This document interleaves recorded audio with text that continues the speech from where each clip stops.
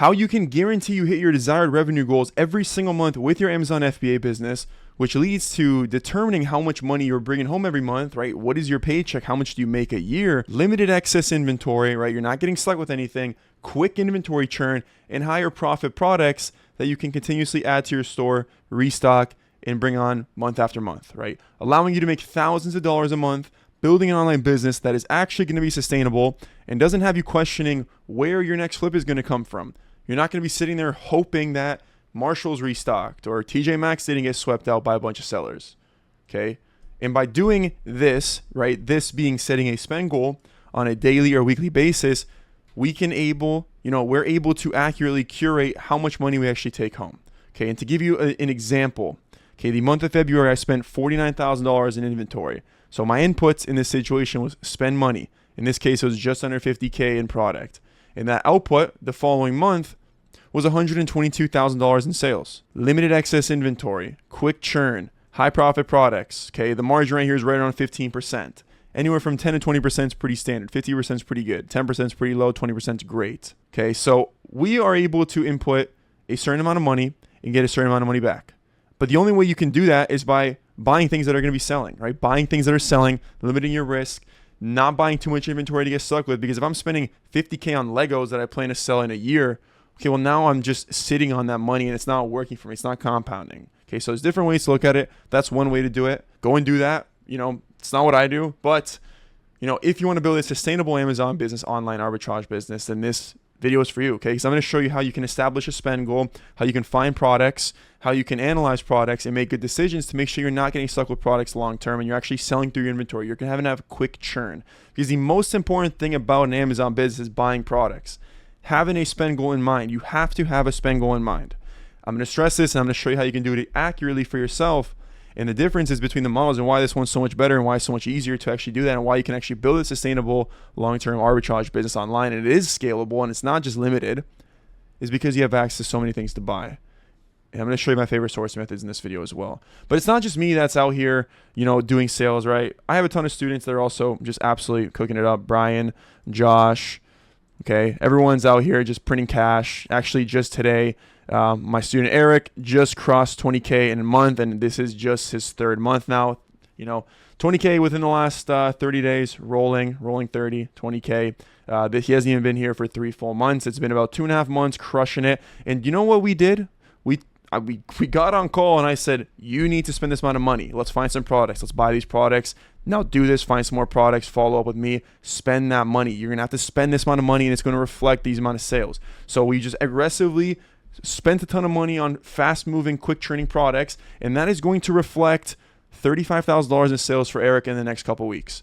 I can pretty much guarantee you that because it's a system that works, and a system that works every single time as long as you actually stick to it and you can consistently do it on a daily basis. And that's what this video is for, to show you how to do it, how to set it up, and to actually find products and analyze products. There's a lot of different things that go into it that you might not be thinking about right now. So let's jump straight into it, right? Okay, so $49,000 in spend equates to about $122,000 in sales, right?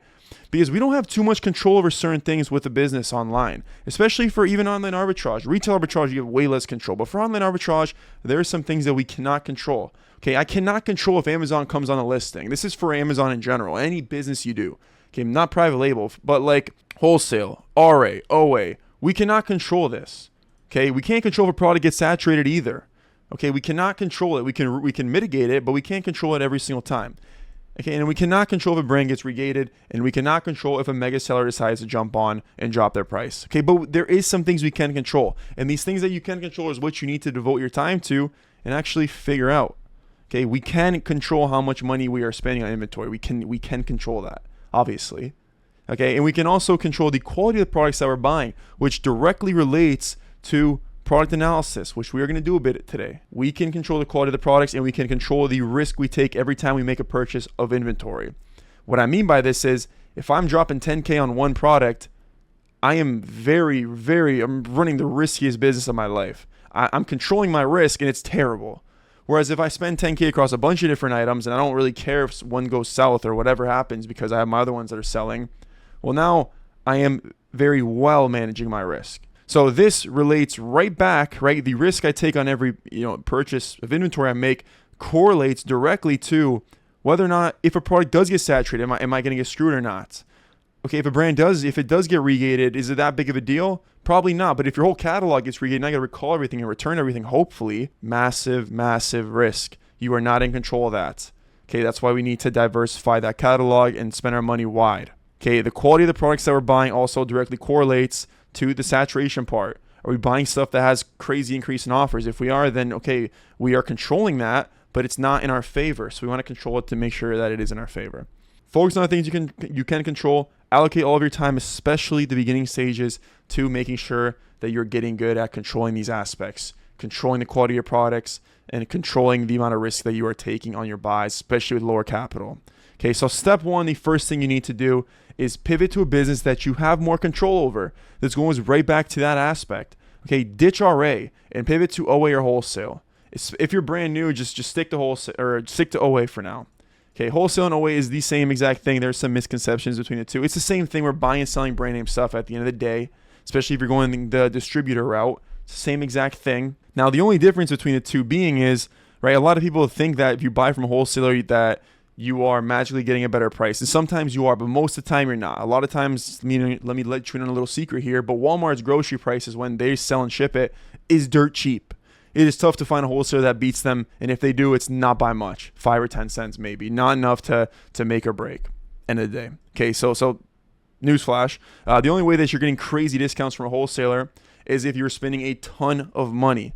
And no, $10,000 to $20,000 a month, $30,000, $40,000, $50,000 a month is not a lot of money. That's not going to equate for many discounts. Now, the one big difference between the two, where wholesale does actually reign superior to OA, is the fact that you do have easier access to products. So there's no like order cancels or order limits. Obviously, that's huge. Okay. And it's easier to track your inventory because you have less points of contact, right? You're working with company 1, maybe 2, 3, 4 companies, and those are your points of contact. You have your sales rep, and that's it. Whereas OA, if something goes wrong, I need to reach out to this website, that website, this website. They charge me too much, or they didn't send me all my inventory, right? There's a lot more things that go into it, more things to manage. And then with wholesale, a lot of times you do get unique products that are only available in your specific region. So if you're in this space, you can get this product that you can't get anywhere else, so you have that advantage there. The barrier to entry for wholesale is obviously much higher, so you have less competition generally on those listings as well. That's the big differences between OA and wholesale. But people are confused in the fact that you automatically get better prices buying wholesale. That's usually not the case. Sometimes it is, but usually it's not the case. Both models are the same. At the end of the day, you're buying and selling brand name stuff. Whether I get my stuff from Walmart or whether you get your stuff from this supplier, at the end of the day, make sure they're both authorized. Obviously, Walmart's an authorized seller of this product, as long as you're not buying from a third party, obviously, buying directly from Walmart. They are just as authorized as any supplier that's authorized. Okay, it's Walmart, obviously. OA or wholesale. Pick one of these, scale these. These are the ones. RA is not scalable. It's much harder to scale. There's less things you have control over. I don't have control over who in my local area is going to, my Marshalls and they're doing RA in my area. Because if there's a ton of people doing RA, well, then they're going to buy the stuff, and now I'm just worried that I'm not going to get anything. Okay, I don't have control over that. Limited inventory, much less inventory doing RA versus doing OA. Whereas doing OA, I can buy whatever I want across the country. It's you have much more control over, okay? I'm not as concerned with direct competition because I don't care who's around me. If they're doing it, cool, we can all buy the product and make sales. Okay, I'm able to access much more supply doing OA, obviously. Again, I'm not limited on what my stores have for us. Like these are things that, why would you put yourself in a situation where you have less control? When the biggest thing is you have to have control over your business. And doing RA, you're at the mercy of much more factors, whereas doing OA and wholesale, you can build a system in place to put yourself in a position where you are in full control, building a sustainable business online. Okay, so that's step one. And step two after that is establishing that spangle that we just talked about, okay? Figure out realistically how much money you need to make from your Amazon business. And the way we're going to do this is simple.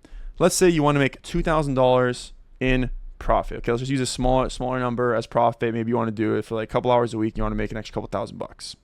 Okay, so what you're going to need to do to make about $2,000 is sell right around $13,000 worth of product. In order to figure out how much you have to spend to make $13,000, you need to usually cut that in half. So in our example, it's going to be right around $6,500 you spend on inventory. Once they sell through, you're going to be right around $13,000 in revenue, and it's going to be right around $2,000 in profit. It's a very average number. So depending on whatever you want to make in profit, multiply that amount of dollars by, and you'll figure out how much you have to spend on inventory. So that's a very easy way to establish a spend goal. Now we want to spend that across the next couple weeks or the next month or so. The reason I say don't just dump it all right away is because you're going to be forcing yourself to buy crappy items, worse items. Whereas if you just take more time sourcing and learning the market better, you can spread that money out across more different items, better quality items. You can be more picky, and it's easier to stick to that spend goal if you need to spend $100 a day versus trying to spend $3,000 a day. You can stick to a specific routine. And this is just my opinion. This is what I did. This works well for me. This is what I tell my students to do, and it works very well for them. It's easy to control. You have much more control over it. And this is just the beginning stages, right? This is just for like the first month or 2, 3 months building out your store, because this is a step that you're on if you watch this video right now. Still trying to get past that 10K, 20K revenue mark. And this is, I think, the easiest way to do it. So as we're here, you have your total money spent, okay? How much capital are you willing to invest in inventory? Figure that out. Do you have products to buy? Okay. This comes back to high profit products. We want high profit products to buy. I'm going to show you how we're doing some sourcing methods here too, right? And what is the best way to track down these new items to reach this goal? Product finding and reverse sourcing. We'll do both of them. How many units should you be buying? This all boils down to analysis. So we'll analyze some. Okay. So money spent, total sold. How are you ensuring your products are selling through? This goes back to not having excess inventory, right? I'm not buying Legos to sell in 7 months. I'm buying creams that are selling right now that I can sell right now and profit on, because I want to build a sustainable business. I'm not investing. I'm trying to build a sustainable business that's cash flowing me money that I can keep growing and throw into new businesses or buy real estate or do whatever else you want to do with that money. That's the whole goal for me. That's what it's always been for me, is to build cash flow business, to invest into other things that I want to do as well. Okay. And then you might be asking, like, what about price tanking? Again, it goes back to analysis. We'll touch a bit on analysis here too. Okay. And how do you ensure that you're not getting stuck with an inventory that you can't sell? This goes back to test orders, product analysis. And again, if something does go south, worst case scenario, usually for most of these, is we just return those items and we call it a day. Or we sell for slightly, a little bit of a loss, and we lose $5-10 on that order. Okay. That's usually your worst case scenario with arbitrage.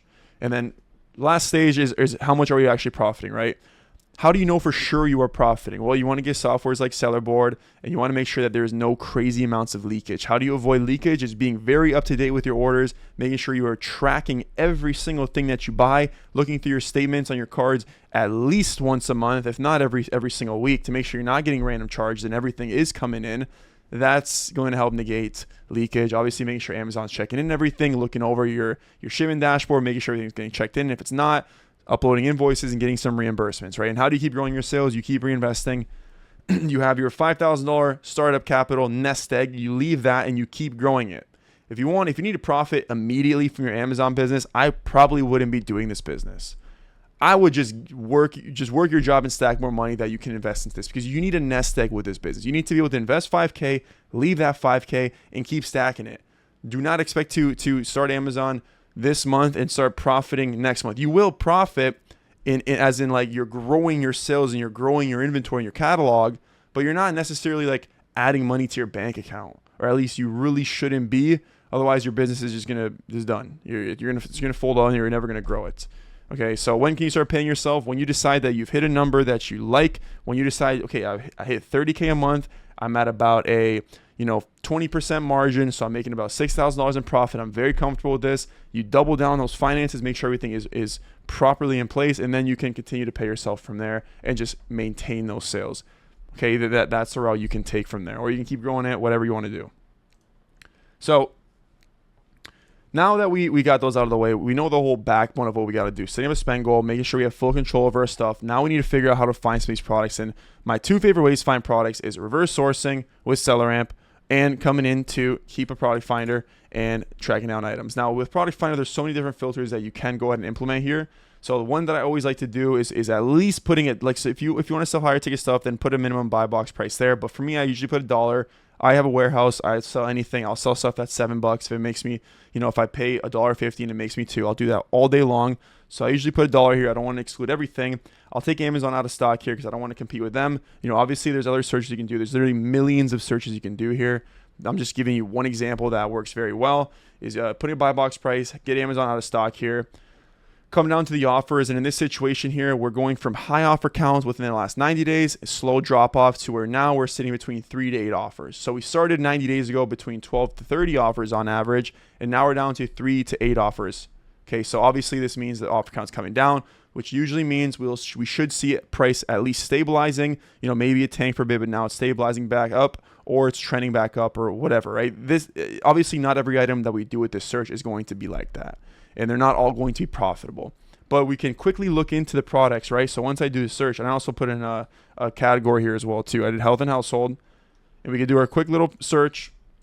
And as we hover through these items, we get a quick look at the Keepa chart there to the right. And we just want to look at the chart and see some sort of stability or some sort of price action coming up, some sort of like hovering between a certain price point that looks promising enough, right? So like when we see something that looks potentially promising, we can then go ahead and click into it and see if we can find it. This is very heavy. I'm not going to look into that. But like something like this. Okay, this has obviously tanked a bunch in price.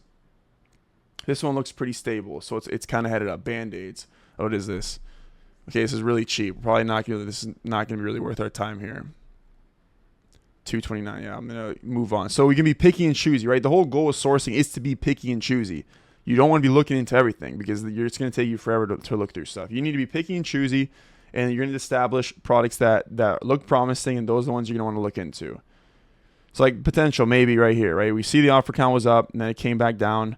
So we do a search for it and see if we can find this anywhere. Okay, and that's one way of sourcing. It's putting you in a decent opportunity, like a little spot that has some opportunity here to track down some items. Okay, the other method, my personal favorite, I made a whole video on this all last week too, all these different methods, is reverse sourcing. Coming into here, clicking through some of these sellers and seeing what kind of products they have for me. Because these sellers are probably doing arbitrage, so I want to spend time looking through these products. There's high potential that some of these products are going to work for me, right? So we got some socks. We can see the chart here again. Should we look into it? Maybe. Same with this. This is tanked, so maybe I don't want to look into this as much. And again, we're being picky and choosy, going through products, learning the market, and we're going to start finding stuff all over the place. But then what do we do when we actually found a product like this Corel right here? All right, we can buy this for $17.30, currently selling for $36.50. Okay, so pretty profitable at this price, looks pretty good. Now, like, what's our risk? Going back to what we have control over. We have control over the quality of the products we're buying. So this boils down to analysis. So in this situation, it seems to me like the offer count's coming back up, which means I can probably expect this price to come down. Now, so the fact that we're at 35% means we don't have that much room to give before this starts to get under 20%, right? The quality of that product's going down potentially real soon as we see the offer count climbing. And last time the offer count was up here by around 30, the price was down about $30, $31. And if we have to come down to $31, well, now we're pretty much breaking even on this item, and it's no longer worth it. We're putting money to, the money's working, but it's not working well. So this is a much riskier product, but doesn't necessarily mean I'm not buying it, right? Because again, going back to having a wide catalog does not necessarily mean I'm completely avoiding it, because it's a higher ticket item. I can buy maybe 5 or 6 of these and spend about $120 on this and treat it as one little piece of the business, one little piece of spend that might play out well. Okay, but obviously it's a bit more risky than if I were to see it, during this time, right? If I were to see it during this time, I see the price slowly kind of maybe even close like this. See the price slowly starting to tick back up, the offer's coming down. This would be a much better time to buy this item. I'm expecting it to go back up, right? So that's the whole risk to reward ratio aspect of having control. We have control over this chart. This chart gives us all that data we need to make that very informed decision there. Okay, so again, we want to make sure we're not buying excess inventory, so we're not going too deep. We want to make sure we have quick churn, and we want to buy high profitable items that are actually selling through. The quickest way to track down products, in my opinion, has always been reverse sourcing, going through storefronts like this and piecing it through. I have like 4 live sourcing videos on my YouTube. I have 2 of them that I sourced in under 5 minutes, and I found products. This method works very well, but you have to get good at it. You have to practice at it. You have to get efficient at it, and you have to learn the market by doing this method. I can't teach you anything about learning the market. I can just tell you where to go to find the stuff, right? And I'm telling you to go to other sellers, open up their storefronts and look through these. This is where the products are going to be at. You just need good storefronts to look off of. Okay, and Product Finder too. This is one way of using Product Finder. Health and household is probably a terrible category to do this on, right? You probably have better luck here doing grocery and gourmet food, somewhere where there's more opportunity. Because health and household, you got to be careful too with IPs, a lot of brands on them, right? So we come into listings like this, and we can open up stuff like that. We see the price trending up. There could be some potential here to find this item. There's only 7 offers here now, so there might be some opportunity. We do a search. We go to Google. Okay, we see Webster has this stuff in stock, and they have a lot of inventory. 264 case. What's our quantity discount here? 24.28. Grab our calculator, do some math real quick. 24.28 divided by 264, paying about 9 cents per cup. And this is a pack of 50. 0.09 times 50. So we're making 70% on this product if we bundle this in a 50 pack. Now you got to think to yourself, is it worth it for me to bundle 50 of these? Is this money worth it, right? It might not be worth it for you. You come to that decision on your own. But you see, we find opportunities here because we see some price action going up. And again, to reiterate, this is just one way of using Product Finder. There's a million different ways to use Product Finder. There's a lot of ways where you can literally plug in filters and just spit out profit. But you need to mess around with it to figure that out and start coming across. And this method of having a shrinking offer count should put you in a direction of a lot of potential products on Amazon, and play with different categories. And that is one way you're going to be tracking down high quality products and high profit products. Then you analyze them to make sure they do have quick churn and you're not getting stuck with inventory. And that is how you're going to build a sustainable Amazon business, right? Is having control over your business, having the ability to buy a lot of different items through these different sourcing methods. And that's what's going to give you that freedom of running your own business online. Okay. So if you're doing retail arbitrage, or you want to build a sustainable arbitrage business and you're still below $10,000 a month, you want help with systems, you want help with sourcing, analysis, and a proven way to turn a reselling online arbitrage business into a full-time income with unlimited potential, right? This isn't capped.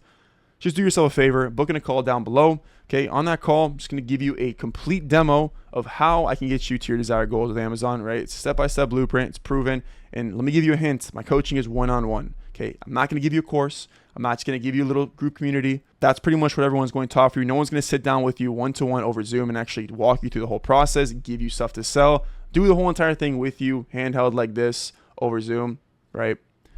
And that is exactly why I can guarantee my results, because I know for a fact this system works. It works for all my students. Now, the only limiting factor and the difference between the successful people and the ones that maybe struggle a bit more is how much time you're willing to put into it, right? Are you willing to commit to it? And again, these are all things that we can go over on call. You have to be willing to commit to it. This is a business. This is a lot of money that you want to be making. You want to make 5 figures a month profit from online and not have to work a regular job. It's going to take some time.